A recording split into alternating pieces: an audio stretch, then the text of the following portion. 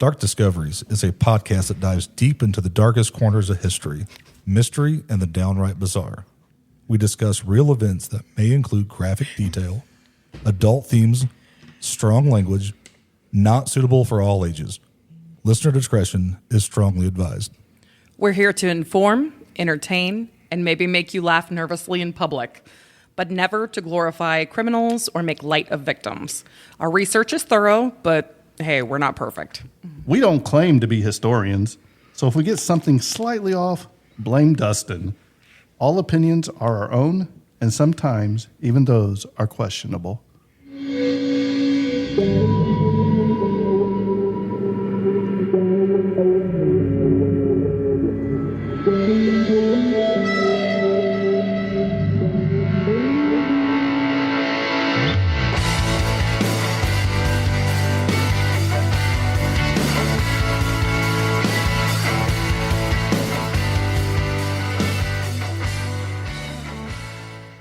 Welcome back to Dark Discoveries. I am Dustin, and I am here with... I'm Jimbo. And I'm Jackie. And tonight, Jackie is going to take the lead with our companion episode that we did with Jimbo's other podcast, The Tragedy of Cinema. And tonight, Jackie, what are you talking about? Killer Klowns. Not from outer space this time, but nonetheless, a little bit creepy, a little bit spooky. Real life killer clowns. So, all right. Are you guys ready to dive in? Yeah, since I didn't do my research like I was supposed to. So we're going to hope you have enough to get us through this. We'll see what we got, all right? So, obviously, when you think of killer clowns, one of the first people that comes to mind is Mr. John Wayne Gacy. Here on this podcast, I do not believe in glorifying this guy at all. He's terrible. Thank you, because I like to move my chair. I apologize. You may have heard that in the background. I'm a very big fidgeter. Okay. So, Mr. John Wayne Gacy was born March 17th, 1942 in Chicago, Illinois. He died May 10th in 1994 at the age of 52 at the Statesville Correctional Center in Crest Hill, Illinois. John Wayne Gacy was a successful businessman from Chicago suburbs, and he moonlighted as a children's entertainer by the name Pogo the Clown or Patches the Clown. In March of 1980, he was convicted of murdering 33 boys and young men. He did admit to murdering 45 men and boys. But it is not the number of victims that makes Gacy such an awful serial killer. It was the way that he murdered these men. Gacy lured them in to his home under the guise of a potential job. He would then bind, rape, and strangle these men. He would dispose of their bodies under his house and his property. So we never want to glorify people as like Gacy here. That, and most people have already covered his story pretty extensively. So tonight, I would rather not cover a story that people have already heard. I'm going to cover a little bit lesser known story here. So in 1982, while Gacy was on death row, he acquired a set of paints. Gacy used these paints to produce over 2,000 paintings on canvas. 2,000, good Lord. These paintings were often of human skulls. They were self-portraits as Gacy dressed up as his persona Pogo the Clown. His most expensive piece that was ever sold made $20,000. It was depicted of Pogo the Clown with his mouth wide open and these large fangs exposed. The state of Illinois sued Gacy for the money that the serial killer was earning from these paintings. According to the state, Gacy was fiscally responsible for covering his incarceration. Gacy fought back, claiming that he wanted the money to go to his family.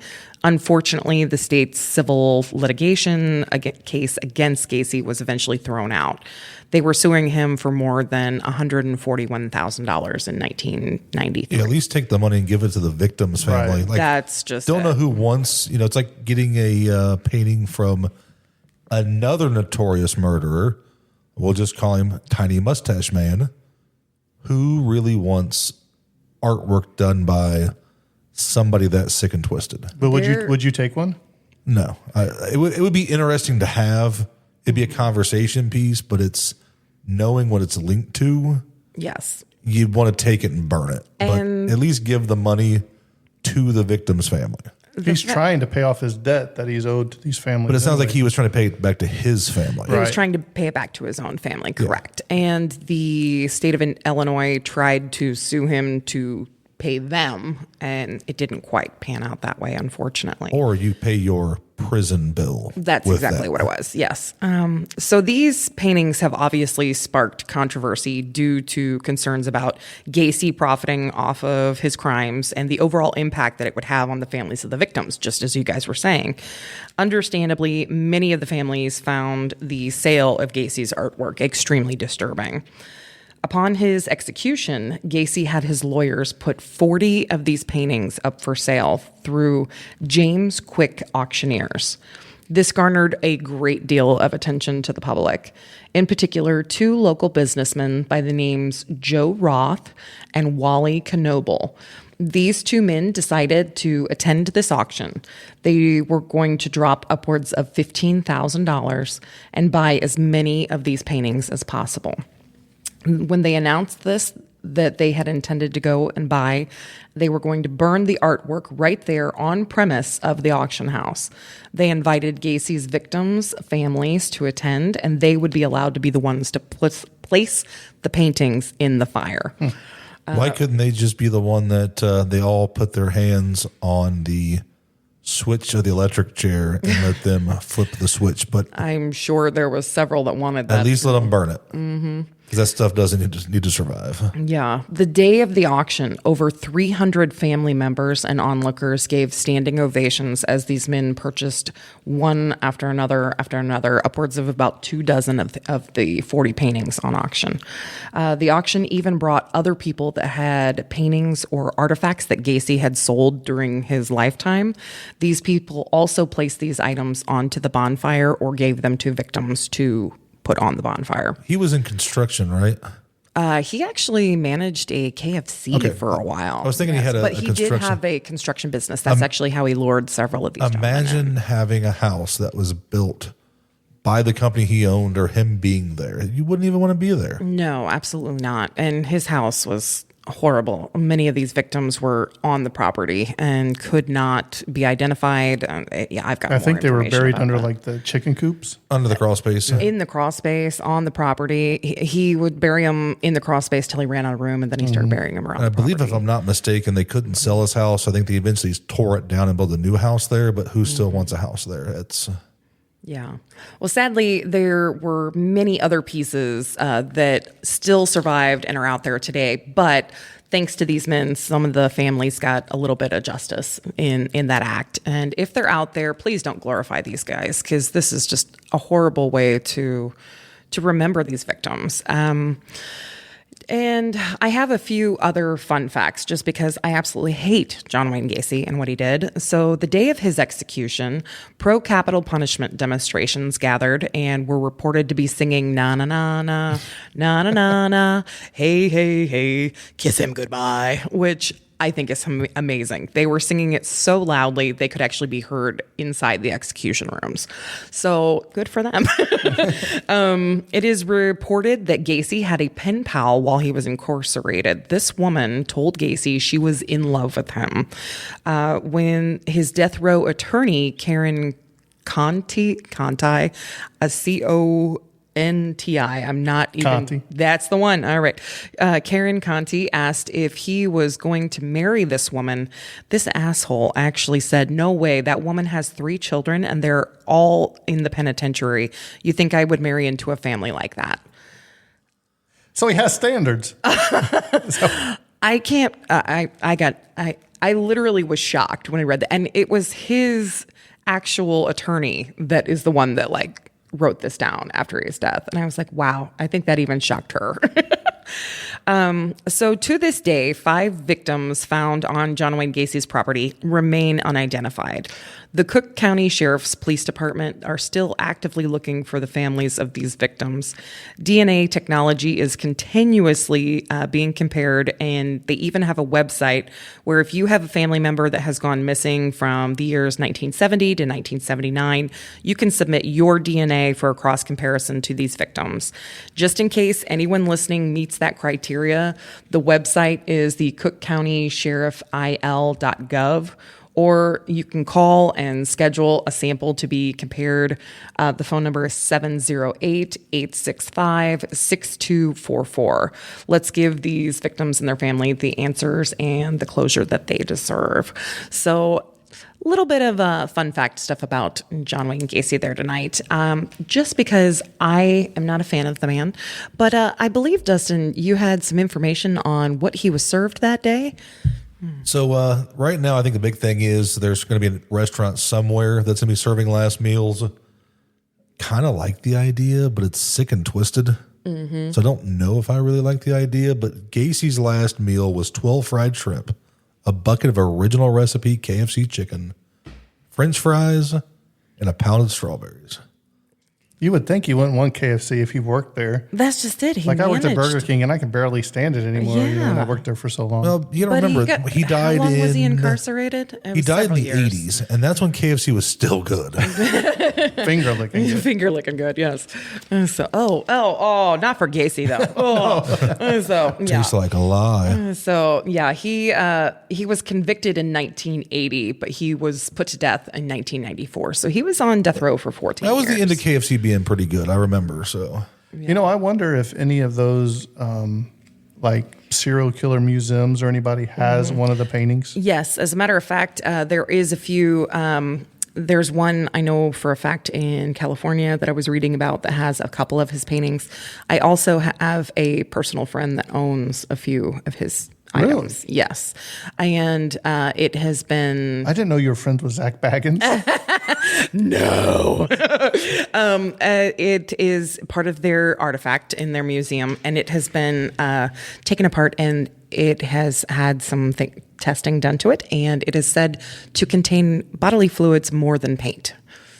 Yes. I So do know. just be aware of that. If you buy one, you're getting a little bit more than you I bargained for. do know the Alcatraz East Museum in Pigeon Forge, Tennessee, is supposed to have 2 original Gacy's Yes. clown outfits. So I say supposed to because everybody and their brother wants to have something. Mm-hmm. Sometimes legitimate places may have replicas or exaggerate the truth. Dillinger's wooden gun, I think 10 people claim to have it. Yeah. I think the state police is one of them. Family members say they have it. So take it with a grain of salt. He did over 2,000 paintings, so there is quite a few out there, and only 40 went up for sale through the James Quick auctioneers. So were they any good?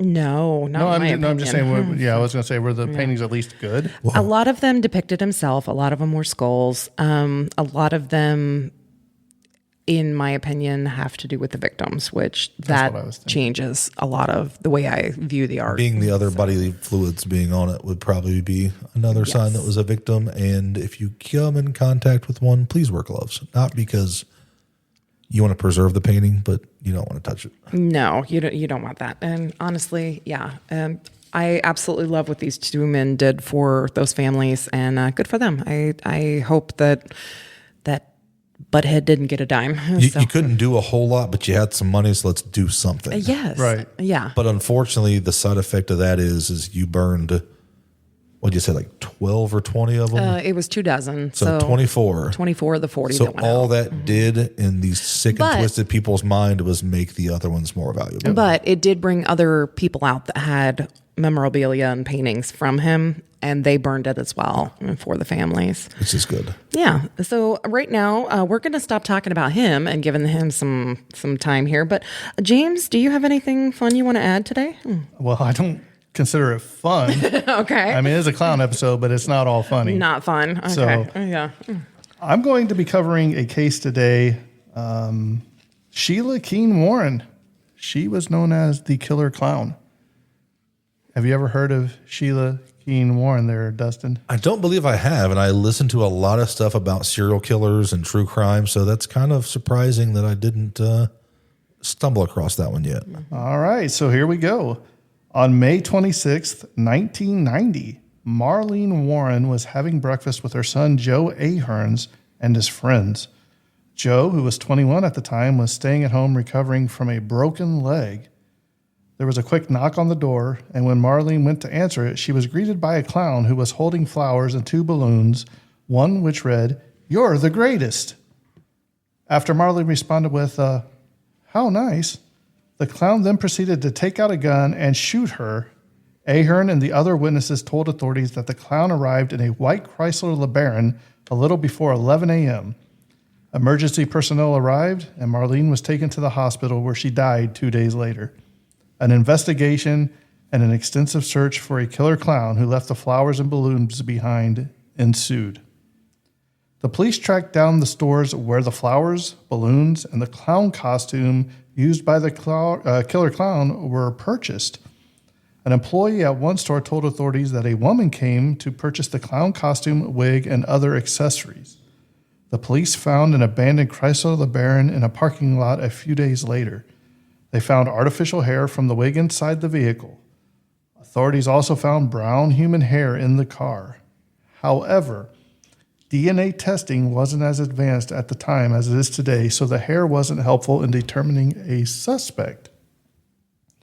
Marlene was not known to have any enemies, but police also did not think that this was just some random killing.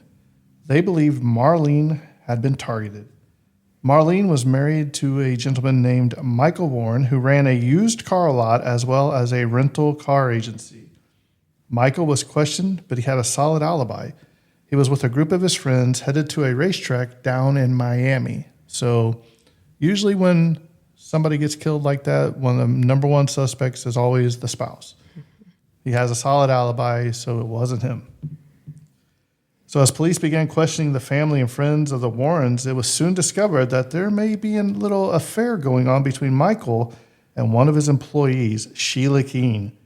They both denied that allegation.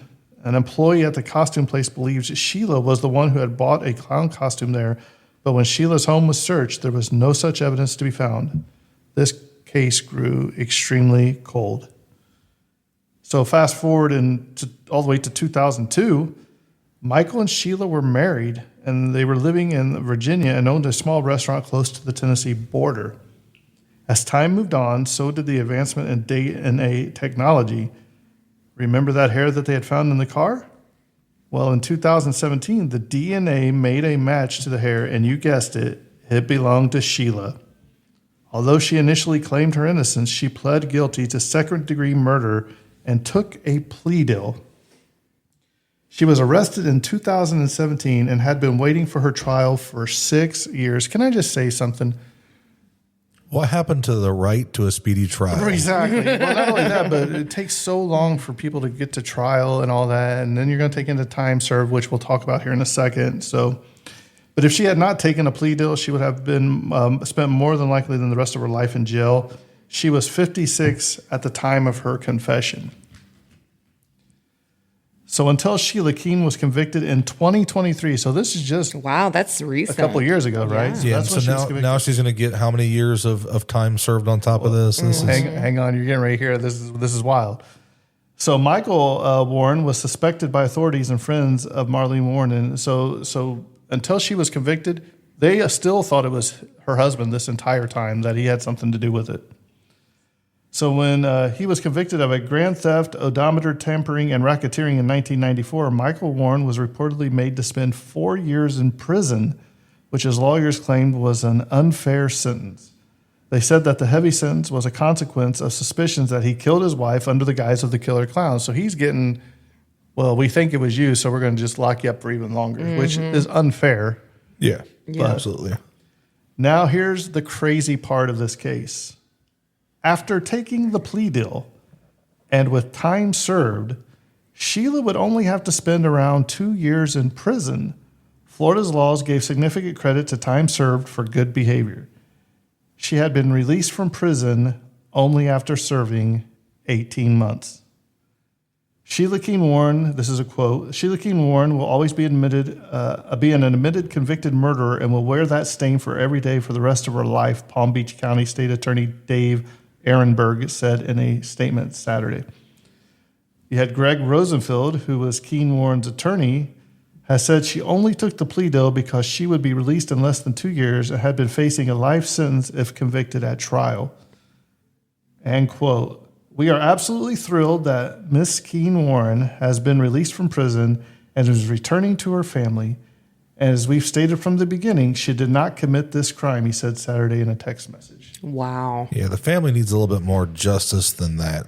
18 months. Because even with a plea deal, if you're in for murder, I don't think you should ever get out. There are some instances where you kill somebody in self-defense or there may be some extenuating circumstances.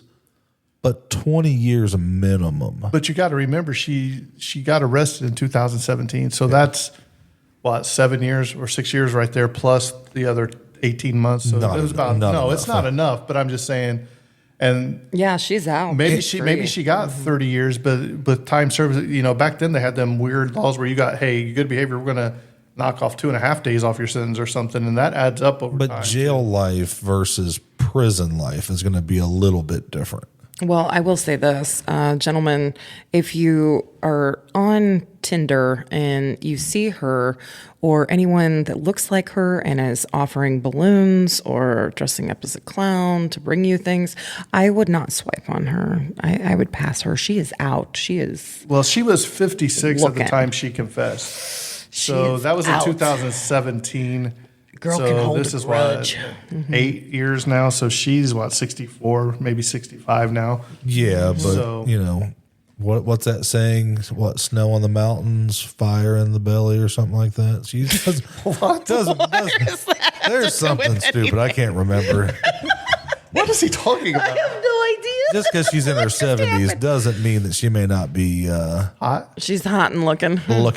Well, I will say this. She's got some possessive issues there. So, right. I hear good things about crazy girls, but, it's just me. Is that when you look in the mirror and talk to yourself? Shut up. I know people who only attract crazies, and it's not what it's cracked up to be, let me tell you. Right. So that was the case of Sheila Keen Warren. Now, let's talk about, if you guys remember, the clown craze that was going on. Yes. What was that? What year was that? Do you remember that? Was it like 2016? 16 maybe? Oh, we're getting to my topic that I didn't get to get done. So we figured we'd dive in and cover Dustin's topic since he didn't. Yay, somebody's doing some work for me. Not true, Dustin. I have no notes on this, so I'm going to close this. Same. But I am old enough to remember. Yeah. Do you remember this happening, Dustin? No, I can't. So I do. I know there's like the craze that we had a couple years ago from that stupid Netflix or Amazon thing where, like The Purge. Yeah, it was with The Purge where like they'd be wearing something, but I don't remember nothing with the clown. Well, the clown was across the United States, and then it was going on through worldwide. Yeah, it started here, and then it just kept going. So you'd just be driving along, let's say out here in Lebanon, Indiana, you're driving down one of these back roads. And off to the side of the road, is there a clown in full costume holding balloons and just smiling at you and waving? Walking out of sewers and woods and cornrows and just random all across the United States. It became a really scary thing. How many people got ran over is what I want to know. I don't know. It just kind of started this mass hysteria. But it came and it went real quick. It did. But they couldn't get arrested for anything because they weren't doing anything wrong. Just being creepy. They were just creepy. Yeah. Can't fix stupid. That is true. Mm-hmm. Yes. Well, fun. Well, I do know that, there's the Clown Hotel out by Vegas? Yes. I did look at that real quick, but I didn't get a chance to do no research. And I'm sure there's clown restaurants.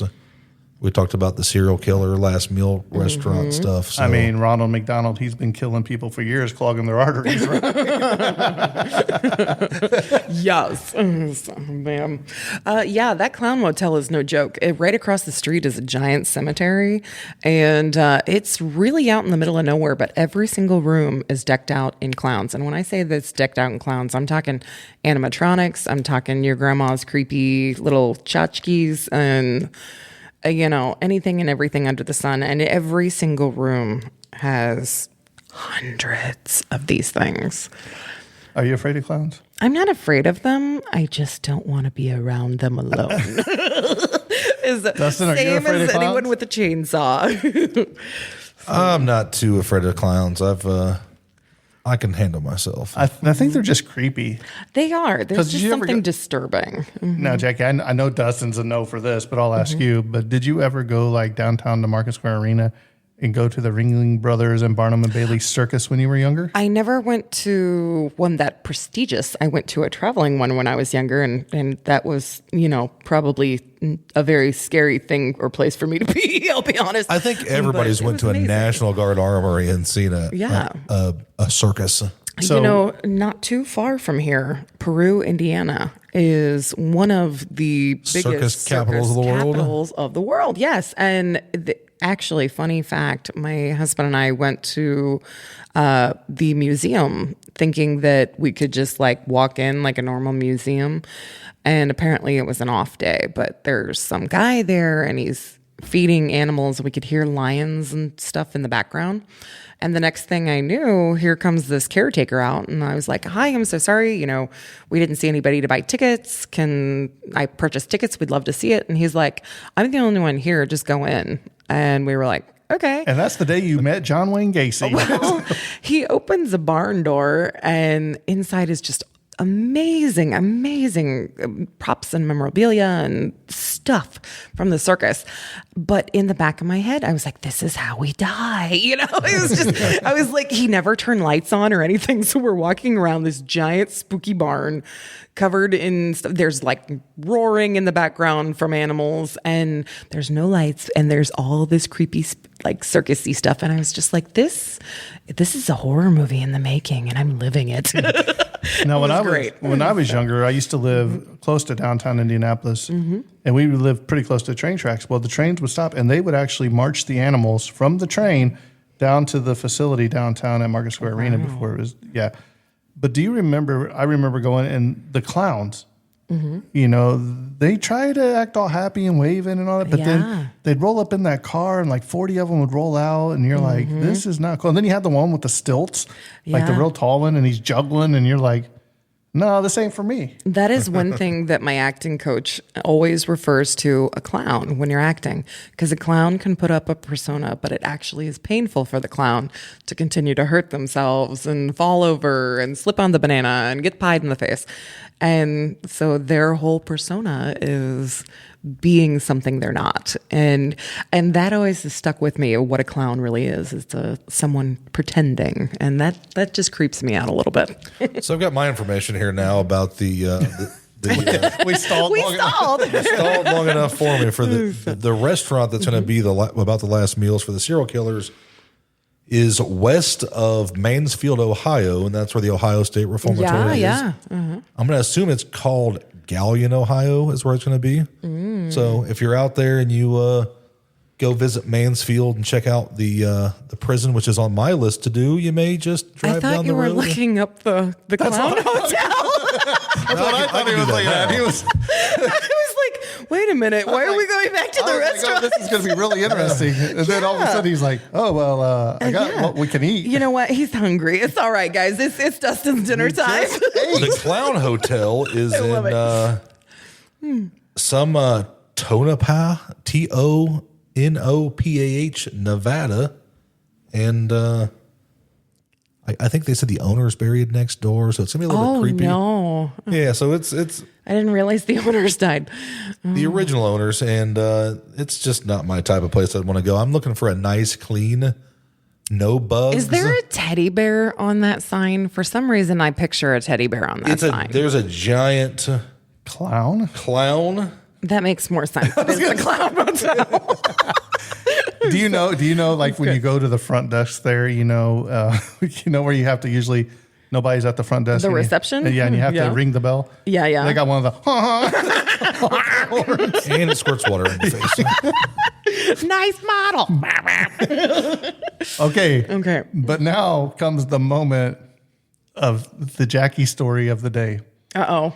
Jackie, You had a lot of your listeners worried because you were in the hospital I was. with a peanut allergy trying to take her out. Yes. But why don't you tell the story about what you told us? I would love to. Okay, so as he was saying, I was in the hospital. I have in the last year, developed a terrible peanut allergy, and twice it has tried to kill me.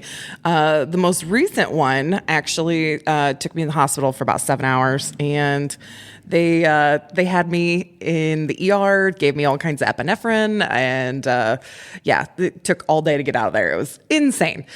So I had to go to a follow-up appointment with my primary care physician about 2 days after the event. And I walk in and, do the whole thing with the nurse. And comes my doctor, and she sits down and she's like, Jackie, we've been friends for a long time, right? And I was like, yeah. I mean, I've known her for like half my life. I'm like, yeah. She's like, so I can show you something and you're not going to be like offended, right? Yeah. She turns around the screen, and I could tell she was laughing hysterically, but trying not to at the same time. It was fantastic. From the ER, the notes that she received was patient has been admitted with a penis allergy attack. Is that not a dark discovery? The attack of the penises. So now I'm terrified of penis and peanuts.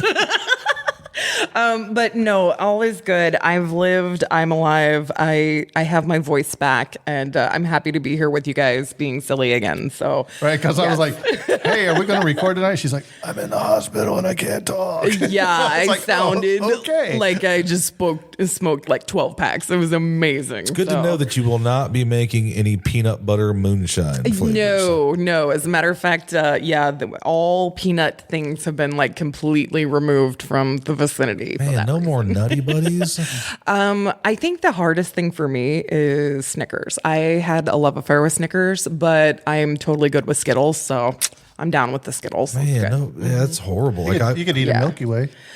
Yeah, it's just not the same. It's not the same. A Milky Way is just a Three Musketeers. It's just a crappy Snicker bar with no peanuts. Right.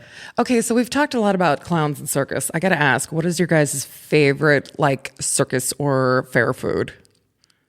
Deep fried Oreos. Oh. Well, that wasn't around when I was going to circuses. If you've never had a deep fried Oreo, they are fantastic. Yes. I think you deep fry them and they blow up and turn it into this deep fried Oreo cookie muffin. They're that's they kind of are fun. Fantastic. Yeah, I like it. Well, I have two. Okay.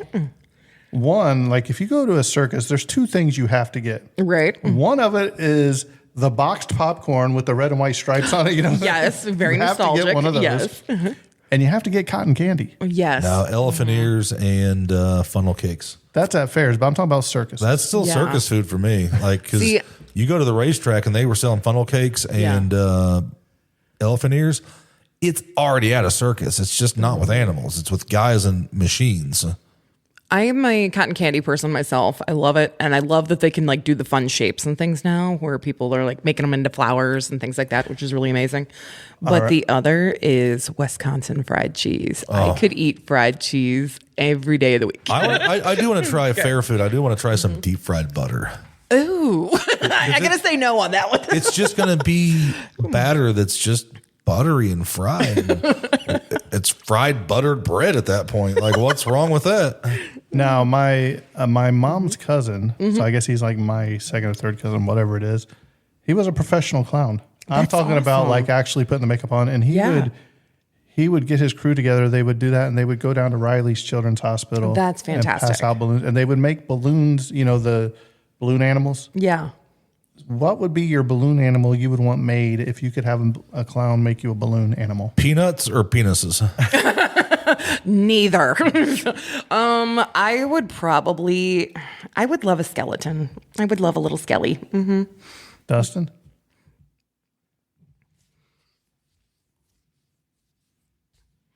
awkward pause. Dustin Just doesn't make me a like giraffe. animals. A giraffe. Just make me a giraffe. Yeah, I don't think you can go wrong with just the normal dog. Aw, A straight dogs are snake cute. works too. That's about as far as my skill goes for making Except they're going to animals. give Dustin one that's shedding, and it's just a balloon that's not been blown up yet.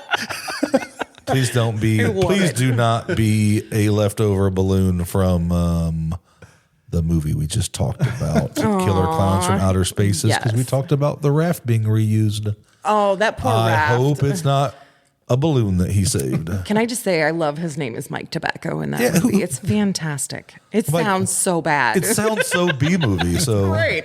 Yeah. Mike Tobacco. Yes. he's gonna have a deep voice. Mike Tobacco.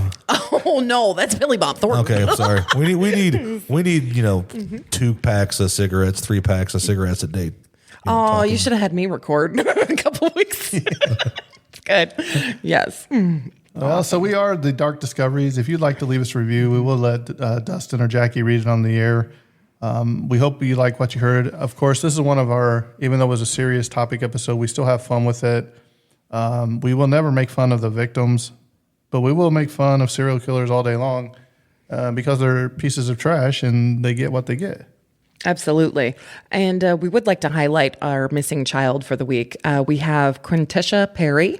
She has been missing since November 1st of 2024 out of Thomaston, Georgia. Age now 16 years old, female, African-American, black hair, dark brown eyes, pierced ears. Any information about her whereabouts, please call the Upson County Sheriff's Office in Georgia at 706-647-7411. And we will have her pictures up on our social medias as well. Right. So this has been Dark Discoveries, where the deeper you dive, The darker it gets, and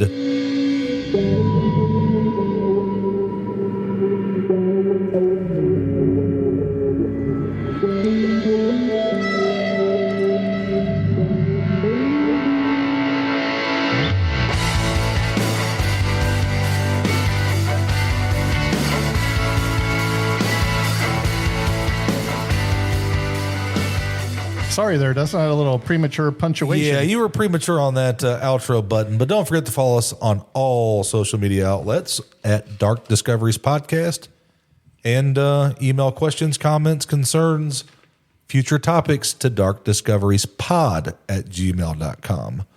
Now I'd say hit my music, but we already did. You want me to hit it again for you? No, you don't have to hit it again. So He just wants to air guitar. I'm pretty sure everybody quit listening already. All right. Till next time. Bye.